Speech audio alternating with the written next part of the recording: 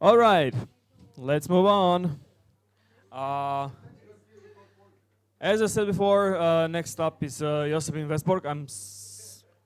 Hope I'm not mangling your name too much. Okay, and she'll be talking about educational games. The floor is yours.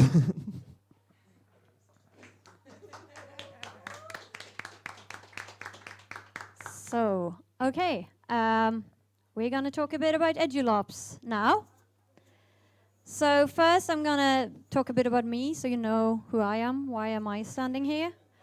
This is how I describe myself. It's pretty clear, right? Did you get it all? No? Okay.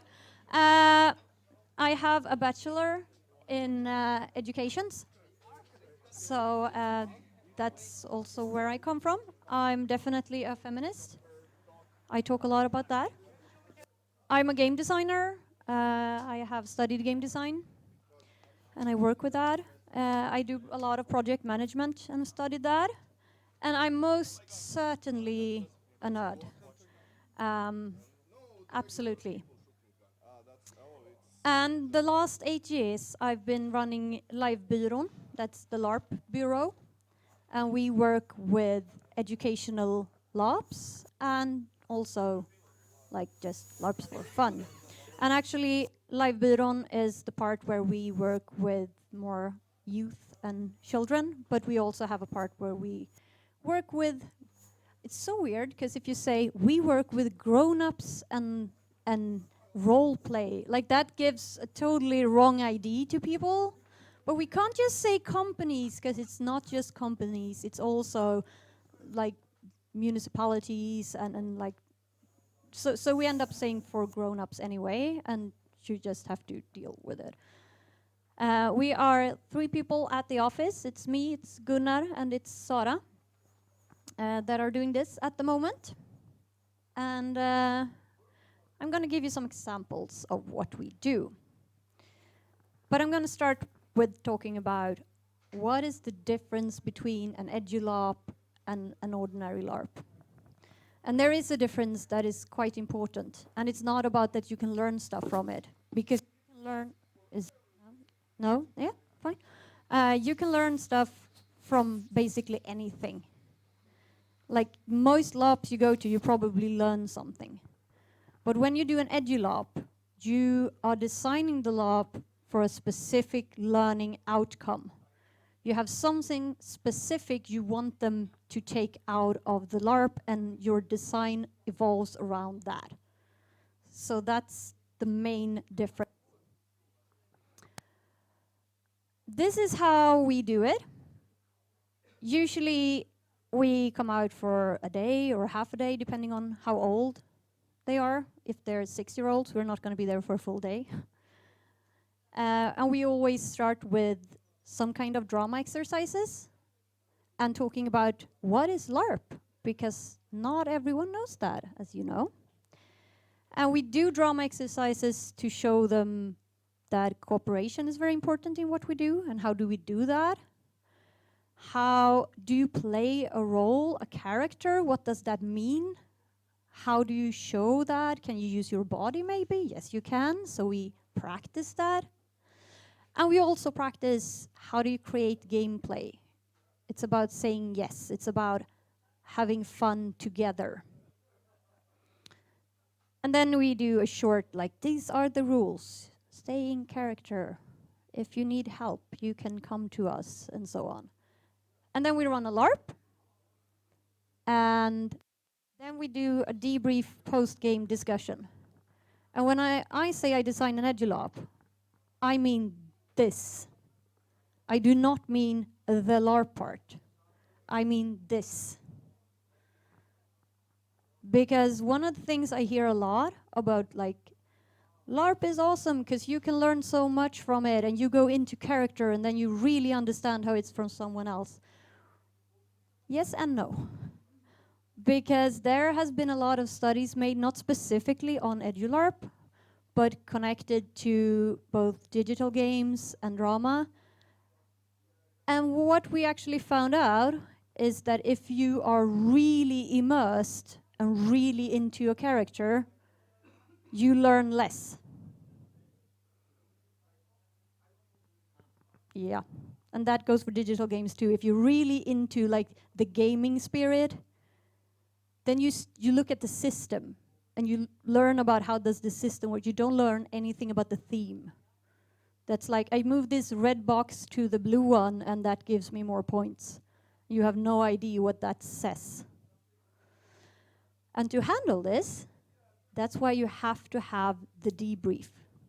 Like this, the post-game discussion, that's where the learning happens. That's where you can make sure, or you can never make 100% sure, of course, but where you can actually try to lift the things that happen in the LARP and put them forward and talk about it to make sure you get the outcome you want to, that they learn the right thing.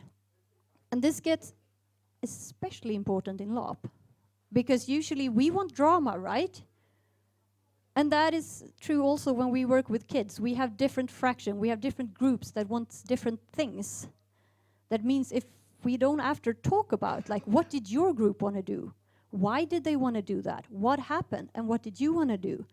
Then they will come out of this with different ideas of what they've learned, because they were like, we played the privileged group. So we came out learning that this was an awesome society where we were on top and I would love to live there. And we're like, shit, that's not what we want to teach them.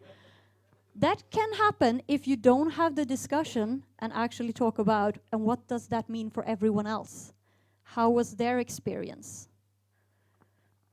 So I can't highlight this enough. This is like super important. This is one of our LARPs. Professor Vrooms Mystery. It's a science LARP for 10 to 12-year-olds. It's a steampunk LARP where they get to, they have this weird drawings of an airship that is made by this amazing Professor Vrooms at this science school, and she's really cool and old and dead, but it's like, it's one of the old, ancient, cool stuff, and now it's been stolen. And one of the professors tell them, usually I play that character, and I tell them, well, you see, we have told your parents they're just fixing the drawings, and that's not true. They've gone missing, but we don't want your parents to take you out of school for this. And now we're looking into it, but the problem is I have a feeling it's one of the other professors that have done this. But I don't know who, and we need evidence, and I'm gonna need your help. So then they get to have like ordinary classes where they actually do science experiments that are real experiments that they get to do, but they also need to try to see if they can find secret stuff hidden in the room without the teacher knowing it and noticing them. So they run around and try to like, I need to go to the bathroom. I heard something out here. Can you please, teacher, go look? And they have to look for stuff and find secret recipes that they have to use to make a truth potion to find out who was the real thief. So that's one of the LARPs we have. I'm going to give you some examples, just two. And these LARPs were designed from, based on the curriculum. So that's a great way for us to design when we design for schools. We take the curriculum and we look at like, what are we going to do now? Okay, we need a LARP in math, okay, for 7-year-olds. Okay, then we look, what are they supposed to learn? These things. Is there anything here we can use? Can we design a LARP around this? So we start with a curriculum. We don't start with, I have this awesome idea. And I'm going to talk a bit about this that Simon also talked about, because target audience is super important for designing edu-larps. Are they experienced players? Do they have experience since before? Or do they not? And how many have it? Teresa Axner from Sweden, she talked about herd competence. Like if 40% of your players-ish have LARP before, like you're probably good.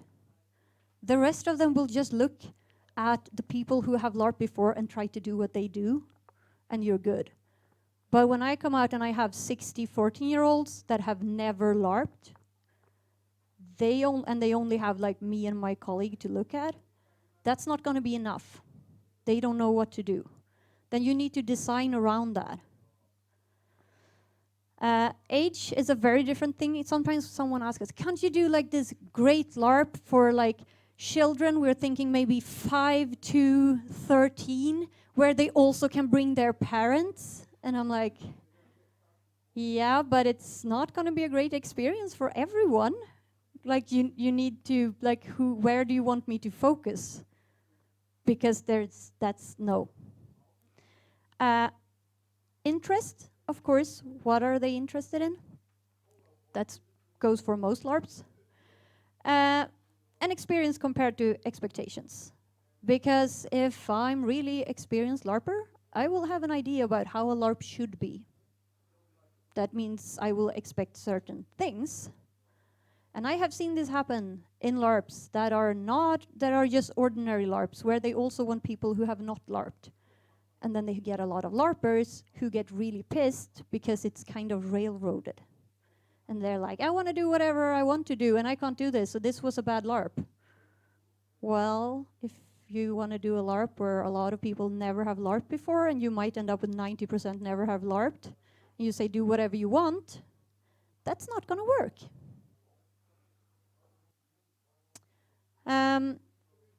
So designing for LARPers is very different because they have some kind of an idea of what they want to do.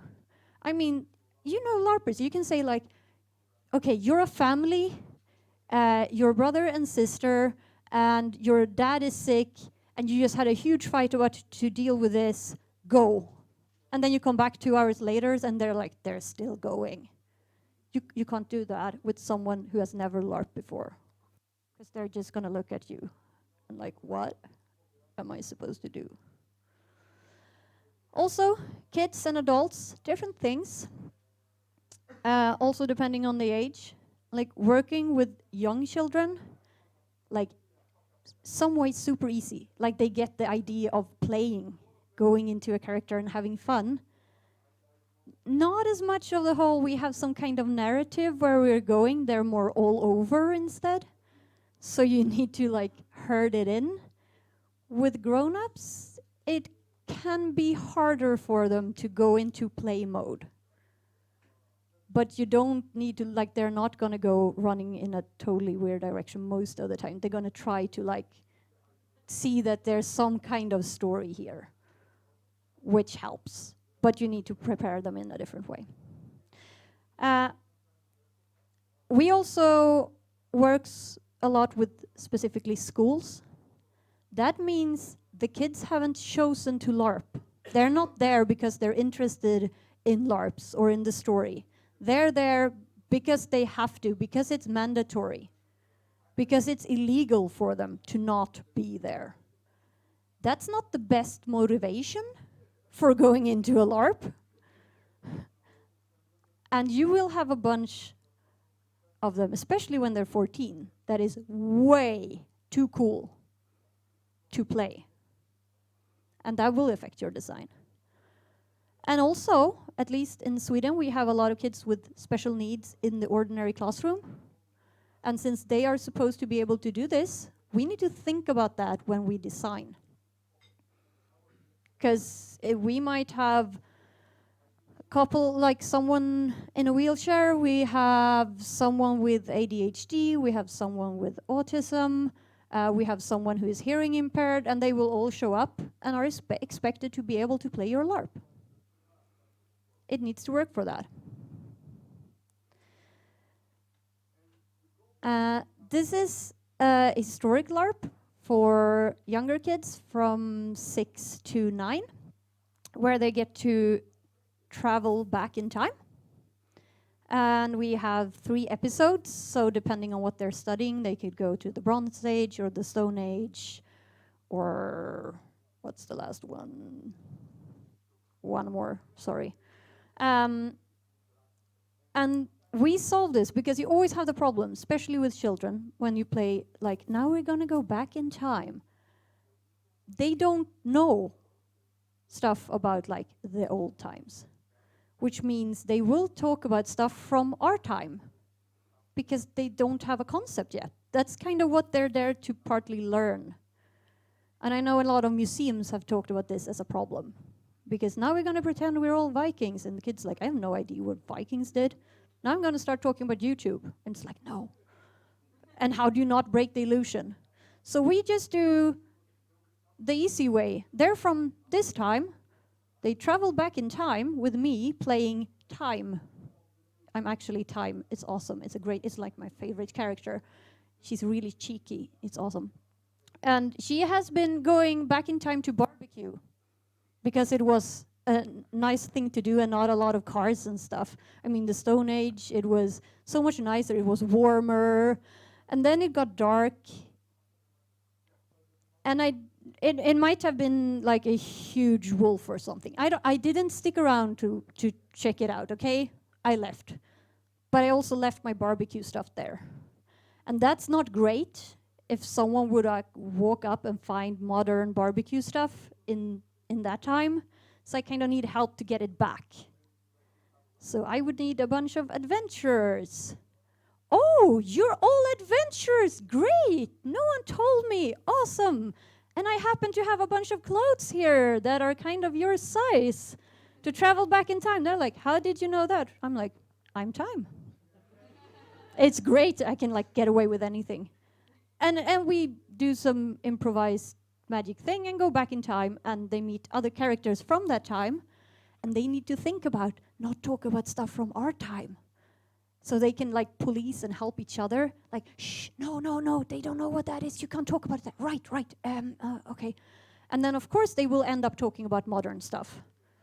But that means they have to explain them for the Stone Age people, which is a great exercise in learning. Try to explain concept for someone who hasn't seen them before. I've had 6-year-olds in the debrief after the LARP when we talked about this, and I said, so did you learn anything? And like a 6-year-old just went, yes, we had to explain things because they didn't know what an ambulance was, and we tried to explain it and it was really hard.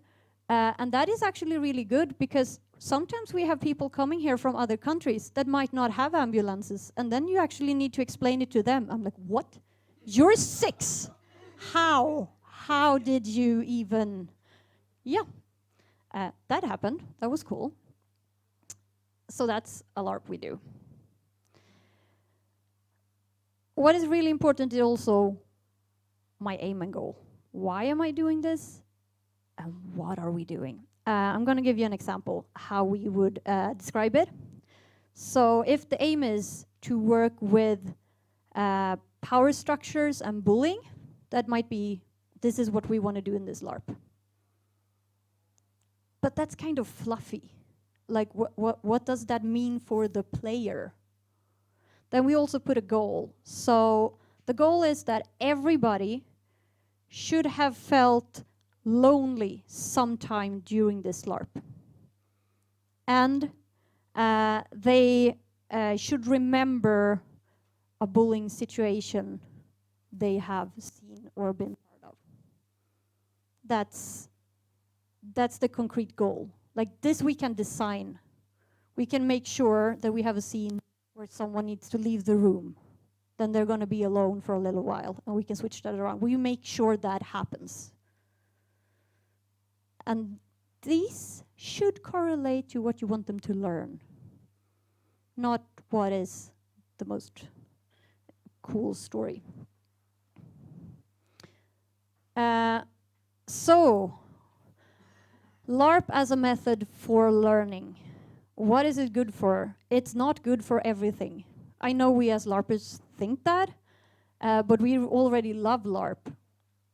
And as I said, when you have a bunch of kids who didn't want to LARP, but have to LARP, that's not the same thing. So what is it actually good for? What is interesting is that the students' actions play a central role, which is not always the case in more classic desk teaching. Social focus is rewarded. With that, I mean, social focus is the whole idea that I have an idea what's going on in the crowd. compared to teacher focus. What does the teacher want? How do I make the teacher happy? Which is usually a very important goal in school. That's not what is the main important goal in the LARP. Like, that's not what is rewarded. This means a lot of kids that have problems sometimes in a classroom just sitting still, shut up and listen, like all of you have to do now, they can flourish because they can see, like, if I talk to him, he will run over to her, and maybe then she will talk to them, and that's amazing, and then I can do this really crazy shit, so I'm gonna go talk to them. That's like a totally different skill compared to, the teacher is asking this question, do they want this or this answer? That's not the same thing.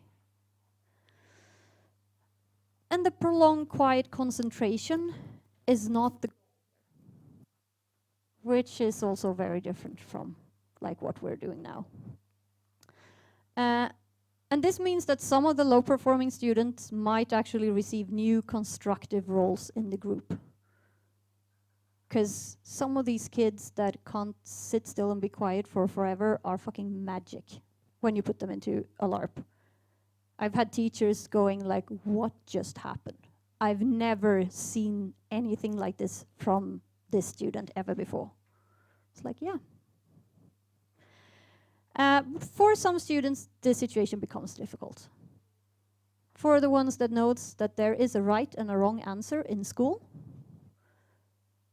they usually come up and say, so, what are we gonna do? Well, you're just gonna go with it and improvise. Okay, but what do you want us to do? No, we'll just have to see what happens. We don't know. And that is really frustrating because they understand that school has a system.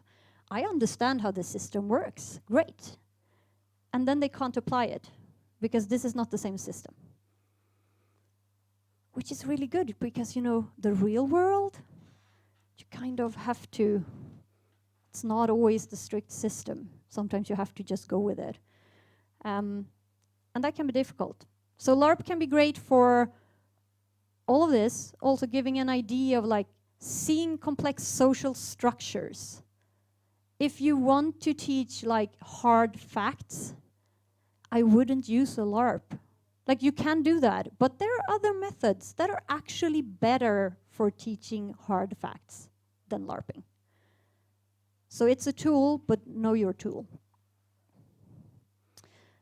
This is one of the LARPs we did for grown-ups. We call it Inclusion. It's a big IT company contacted us and said, well, this thing about inclusion, it's important, and we know it's important. And everyone at our office agrees that it is important.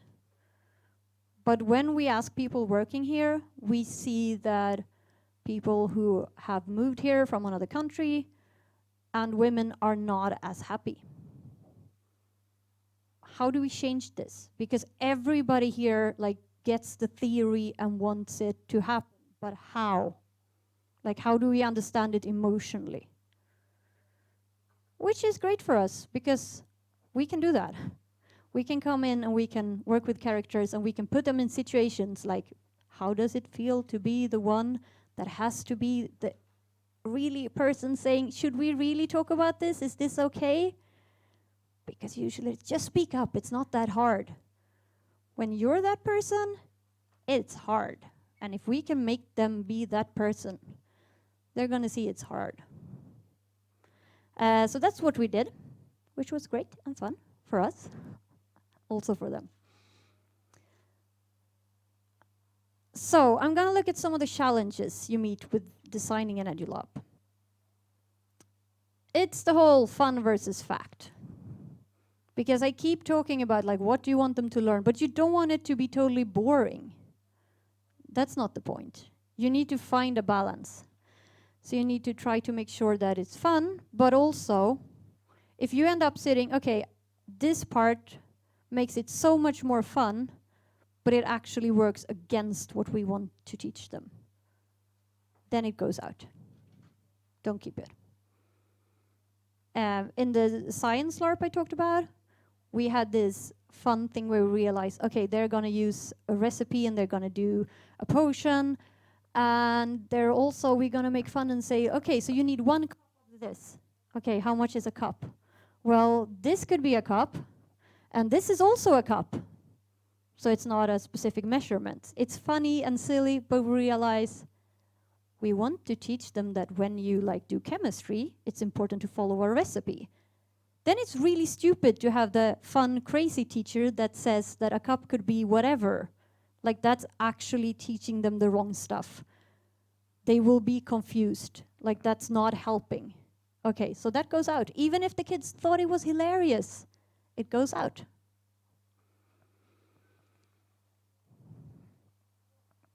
Also, bleed and prestige bleed. We talked about this before, so I know you've heard about bleed. But the fact that emotions can bleed over, that can also happen in an Edu-larp. Sometimes we want this, sometimes we don't. My personal record is to have a 13-year-old cry after 20 minutes in our LARP. I'm very proud. It was awesome. They've asked us to write a LARP based on a story that one of the kids in the class had written.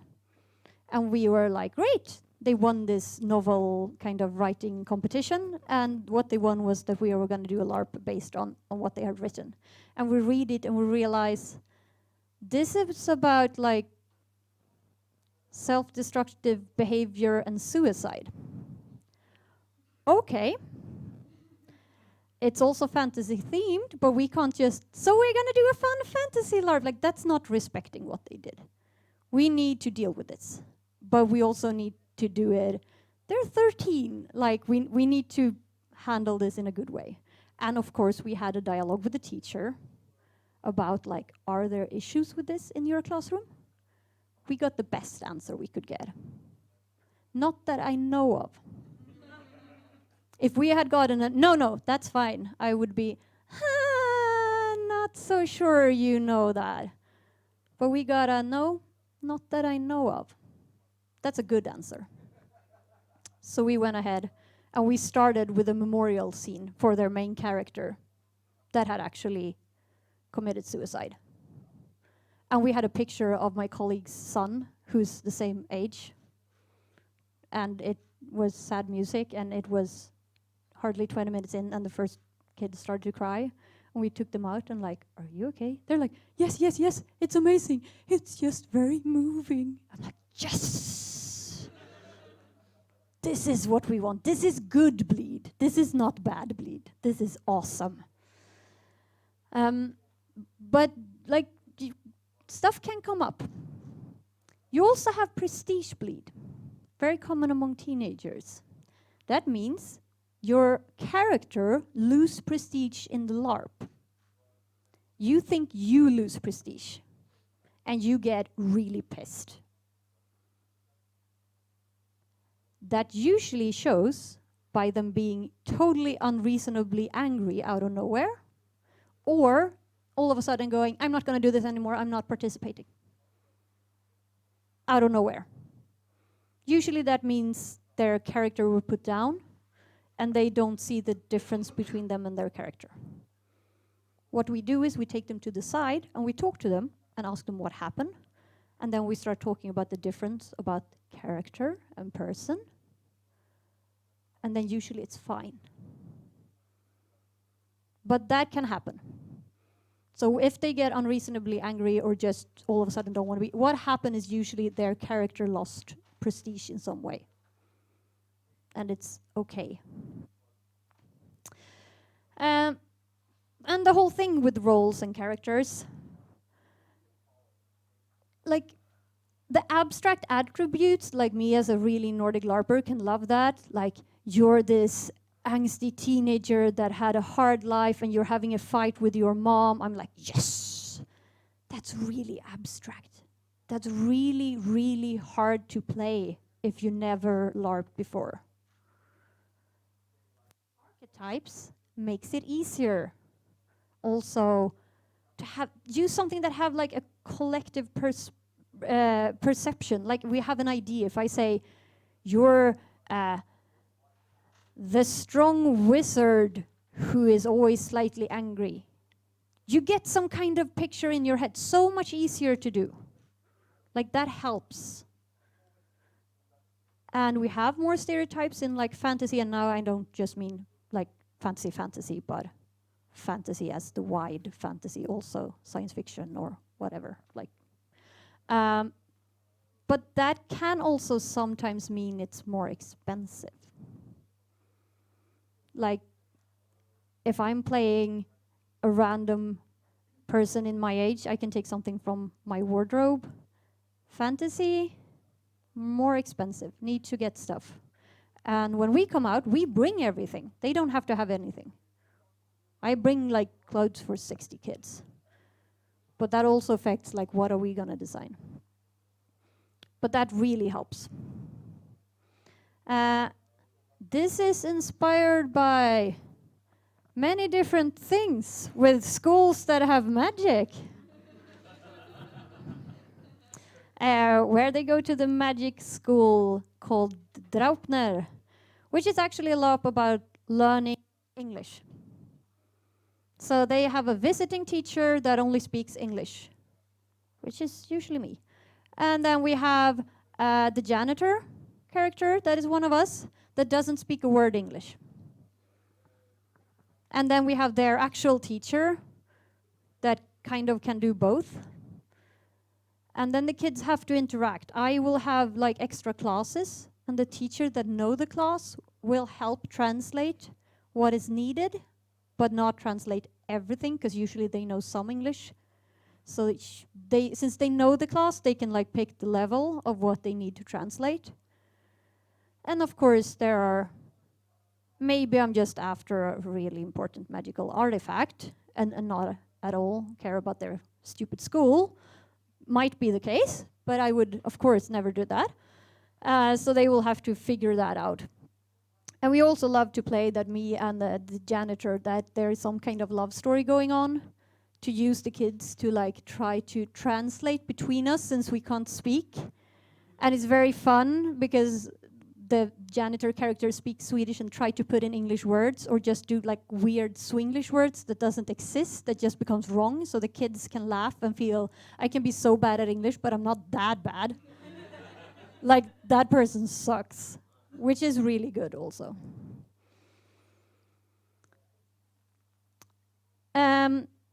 Teenagers, there's something extra. There's a lot of social prestige going on. Like, sometimes I meet teachers going, this sounds awesome, our 14-year-olds will love this. Great, I say. And you're gonna play this character? And they're like, what? Am I gonna play a character? No, I don't feel comfortable with that. I'm like, but you think your 14-year-olds will do that? I'm like, if they make fun of themselves, they can lose like their whole life. You won't lose anything. Like, what? How? But dressing up helps with this. And also the work before, because you make clear you're not yourself. You don't look like this. You're someone else. You help them create the alibi. That makes it a lot easier. And be very clear, like, how do we start the LARP? It could be like we close our eyes and we count down from 10 and we narrate it, sure. It's very clear when you open your eyes, bam, now is the LARP running. Or we're out in the forest, we're gonna all walk forward and we pass through these amazing trees that has grown together. As soon as you pass through, that's the magic portal. That's when the LARP begins. Make it clear that this is like, we create the so-called magic circle. Now we step in. Make a clear threshold. That helps. And the roles will give them a social alibi to do things what they usually wouldn't do or couldn't do, which is great, because they can try new things. And do things that wouldn't be acceptable for them to do in that group otherwise. But you can also get the, it wasn't me, it was just my role. It wasn't me, it's okay. You don't want that. Like, no. This is not your role. This is you trying to bully someone. Not okay. It's not an excuse. And usually we say, as your character, we talk about that you can do things you wouldn't normally do because they are not you, but you are still responsible for the actions they do. Which is a difference. They can do things they wouldn't do, but you can't do any shit because you're still responsible for it. And that actually works well. They get that. And sometimes you have someone who starts trying to do this, and I just want to, now I'm going to brag. I've leveled up. It took me a couple of years, but I can do the grown-up stare now. It's awesome. Now I don't even have to talk to them. They just start acting up, and I just look at them.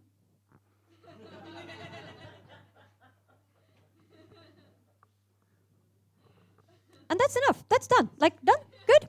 We don't have to.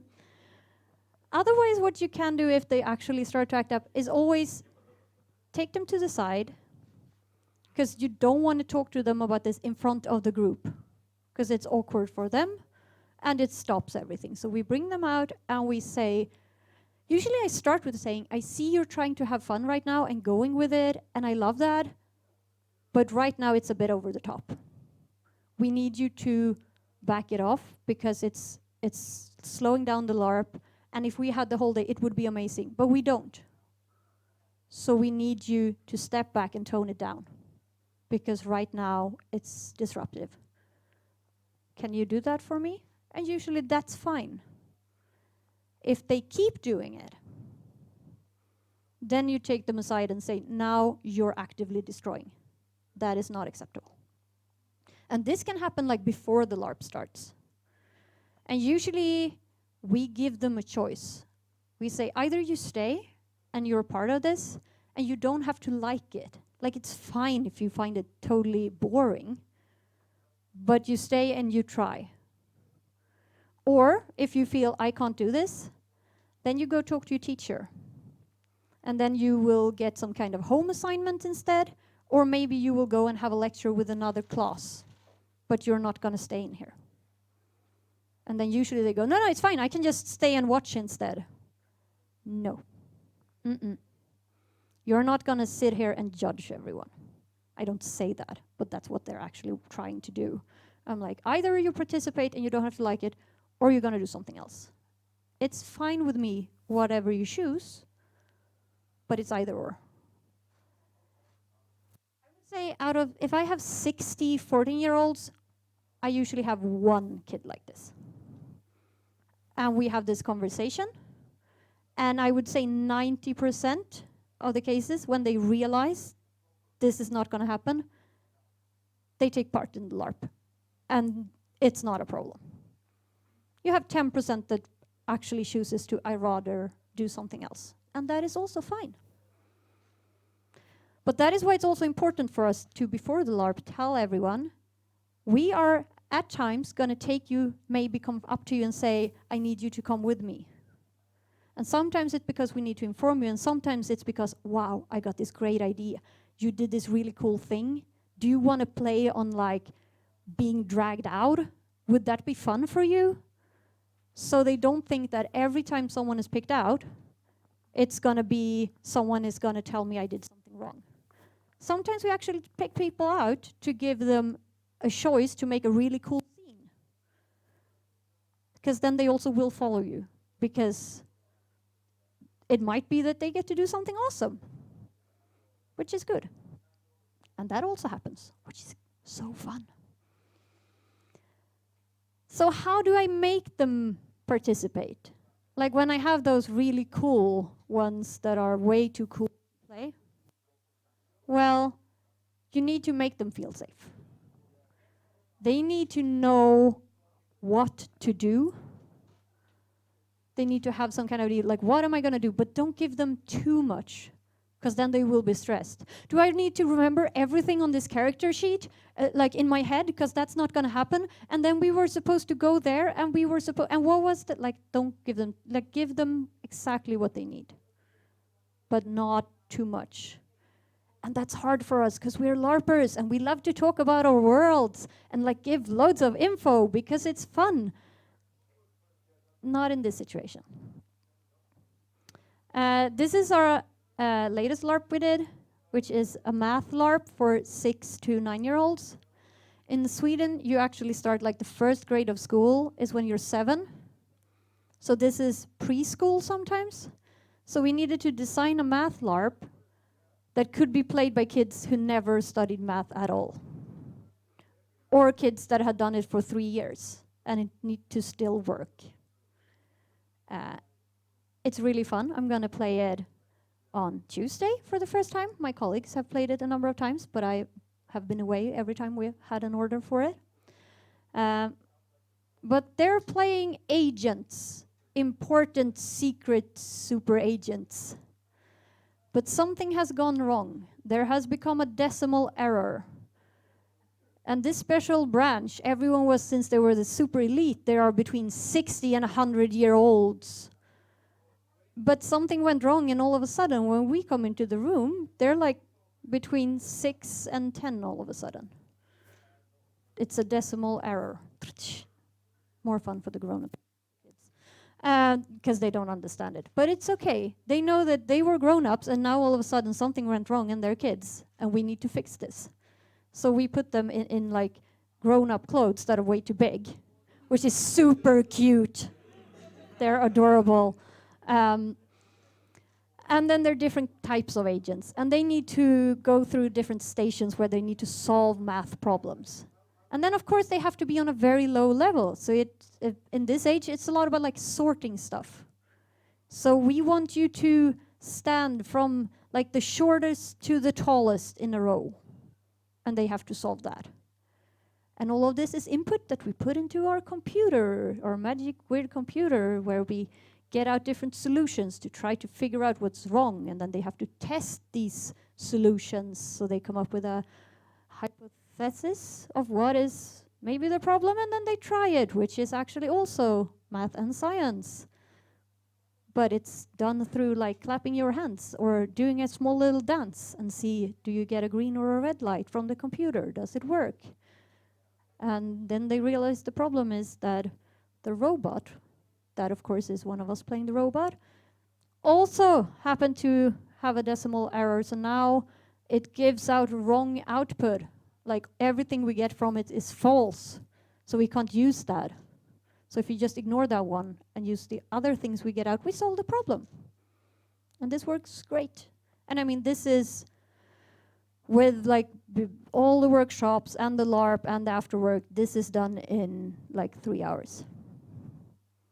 So we keep it short and simple, but it works. So for beginners, I would say less co-creation, because they don't know what to do with that yet. They will. Give them things to do. What are they gonna do? If they look like they are bored, give them something to do. More scripting. We have some LARPs for the older kids that are not very scripted, but usually it's pretty railroaded, a lot of it. Because otherwise we would need to be more people. Sometimes we get the feedback from teenagers that say, it would be fun if we could just play our characters more and just do things. And then we try to like, okay, so we put in like a 10-minute break where they're allowed to just talk to each other in character. It took 30 seconds and everyone was off game. Because they don't know what to talk about. Like dry LARPing or trying to, it's really tough when you're not used to it and you get uncomfortable and then you don't want to like lose social prestige and then you're just yourself because you're cool and you're not doing this. So yeah. And some kind of non-fiction, and this doesn't have to be like we're doing PoRtaL, but it's a fantasy LARP, or it's a, sometimes we do things also inspired by, but like local kids shows that goes in Swedish television that they have a reference to. We're like, it's like these 3 kids shows mixed together-ish to give them an idea. And lowering the threshold. These are the things they need to know. I need to understand what I can do. I need to understand what I can't do. I'm not afraid of destroying it. I'm thinking this is the problem with like old people trying to learn how to use technology. I can't test things because I'm afraid I'm going to destroy it. And this goes for LARP design too. And I trust you, and I trust the other participants. If we manage to do this during the workshops, we're good. Like, no, like this is, we're fine when we have this.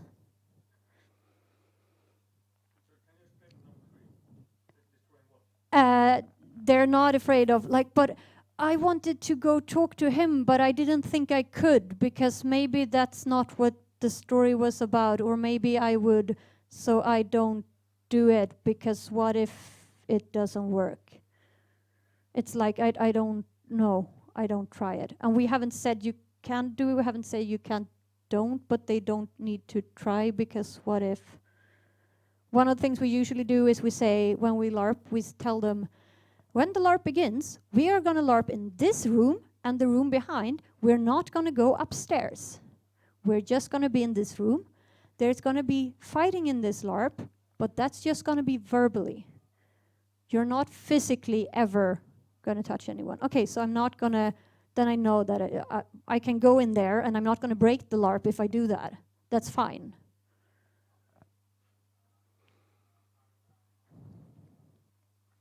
So, if you want to know more, now there is time for questions. And here is our contact information. If you want to get hold of me in any way or ask us things. But yes.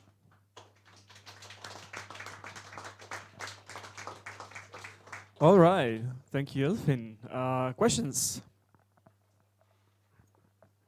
Hi. How many people, how many facilitators, NPCs, would you think would be appropriate per the size of the group? Like, let's say 30 kids. Like 1 every 10, 1 every 20? We usually go for, if we have 30 kids, we are 2 or maybe 3.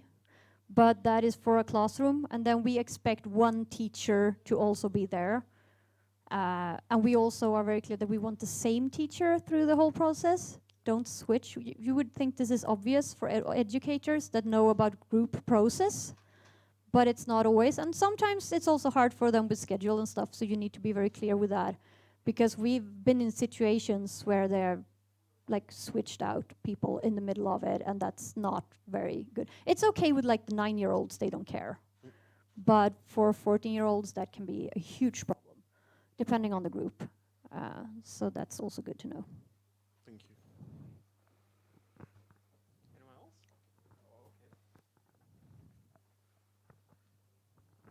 else? Hi.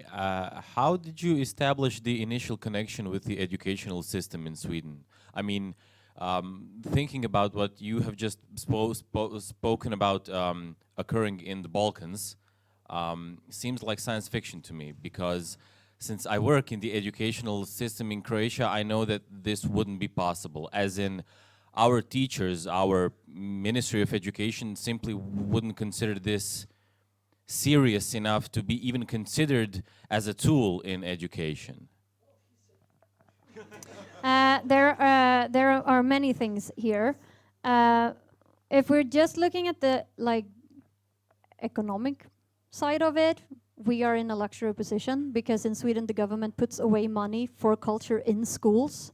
So schools apply for money to have professional artists come into schools and do things.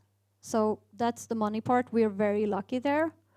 But when it comes to the more educational part, we have seen different things. Well, for sometimes a person at the municipality decides everyone who is in 8th grade is going to do this in all of the municipality. Then the teachers have not chosen this, and neither have the kids. And we show up and the teachers are stressed and really, we're going to do some stupid art thing, which is problematic in itself, that's how they see it. But still, because they're stressed and they have things to do and they have tests they need to look at and they have things to teach the children, and why are we here? And usually, of course, it helps to say well, we have a background in education, we know our stuff, and also that we start to explain and we show them the schedule before. And we also, when we leave, we give them a handout that says, this is how you can keep working with this in your ordinary day. And this is actually what it says in the curriculum that you should work with, and these are the things we have touched upon in this LARP. And most teachers see this when you do it, and they also see after they see things we don't, that they can work with, and that's great. But also even before that, like how do you show that it's good? How do you even get to that step? Well, I think in some ways in the Nordic countries, I mean, drama as part of the school system has been a thing for like 50 years, more, like forever. Even if it's special classes, not something you do like in every ordinary day, but you have education specifically for becoming drama teachers as a thing. So they see that there is a value there. But I mean, we have hard numbers for a lot of this. Like there has been research done that shows, not specifically for LARP, there's not a lot on edu-larps. We're starting to write about it, but it's fairly new. But for drama, we know like this is good for certain things. It's like you can find loads of hard research on this. And so you can actually show them, well, we know this works. One thing I sometimes do if it's a very strict person I'm talking to and they're like, I want hard numbers, this is how we work. I say, well, the military has worked with this since like 200 years back. Like, how do you think they practice? Because those kind of people usually like the idea of the military because it's very straightforward and that's how it should be. And I'm like, well, how do you think they do it? They practice. They don't just sit and talk around it. They have to actually do it to practice. And I also usually I start to talk about transfer because that's the hardest thing when it comes to learning today. Because humans suck at transferring knowledge. Like, I'm sorry, we do.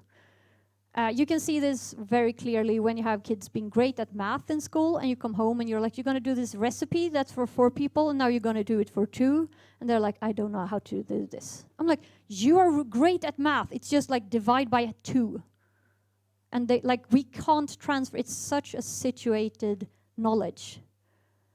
And I usually say, well, this is a way to help cross that.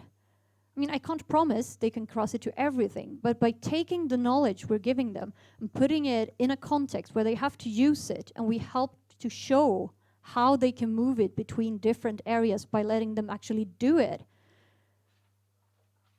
that's a great way.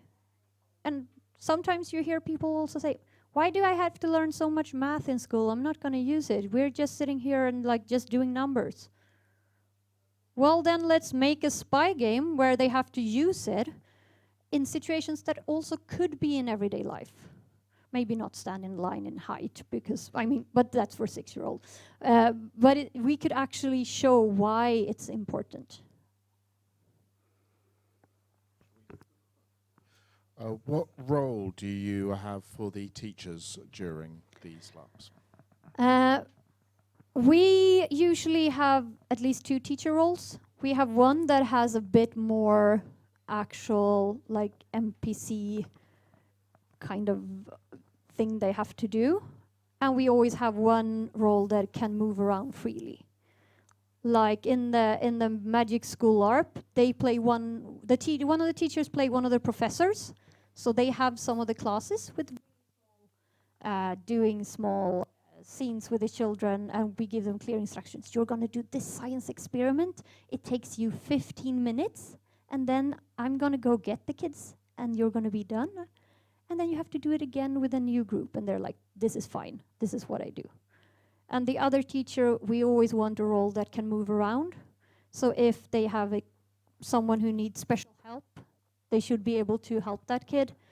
Or if they just want to move around and see what happens and help out in specific groups, they should be able to do that. We give them a role that actually has something to do, because that's important, so they also play. But they're not exactly the same kind of character as the children are. Okay, I'm gonna cut it short now because we have to move on with the program. Of course, Josefin is here today and tomorrow, and you can, talk to her at any occasion. be nice and polite and buy her beer. Or you get the grown-ups there. Here you go. Put something in there.